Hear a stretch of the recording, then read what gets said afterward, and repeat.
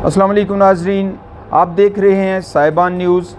नाजरीन, इस वक्त हमारे मोहम्मद इकबाल जो इस वक्त सियालकोट में मौजूद हैं, आइए उनसे अपडेट्स लेते हैं कि सियालकोट में इस वक्त हालात कैसे हैं, जहां पे आज सुबह पाकिस्तान आर्मी ने 6 ड्रोन गिराए हैं हिंदुस्तान के। अब इकबाल साहब अपडेट कीजिएगा।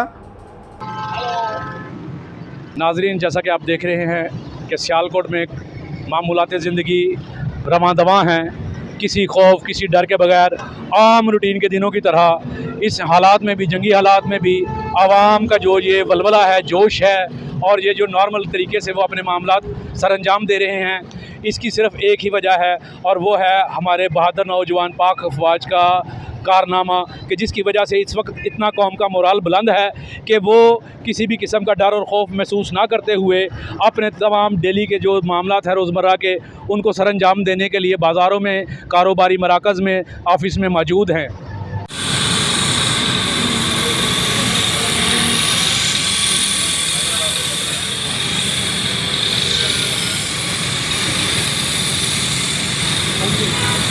देख रहे हैं कि जैसे आम रोज़मर्रा की तरह मामूलात ज़िंदगी जो हैं वो सियालकोट में रवा दवा हैं।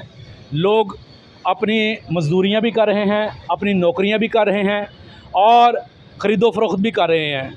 मेरे साथ इस टाइम मौजूद हैं ये भाई मून साहब, मलिक साहब, और ये आपको बताएंगे कि वो कैसा फ़ील कर रहे हैं इस वक्त में, कि जबकि जंग के जो हैं वो हालात बने हुए हैं और इनके अंदर जो ये जोशो वलवला है ये किस वजह से है और ये पुरसुकून जो इतने इत्मीनान के साथ यहाँ पर बैठे हुए हैं, इसकी वजह क्या है? पाक फ़ौज जिंदाबाद।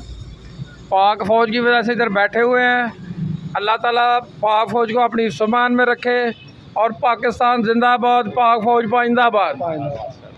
जी अस्सलाम वालेकुम जी।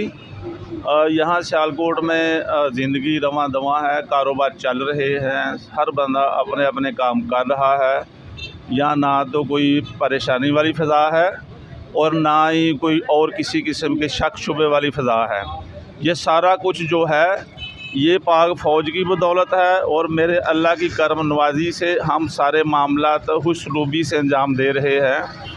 तो मैं मुबारकबाद पेश करता हूँ पाक फ़ौज को। पाक फ़ौज जिंदाबाद।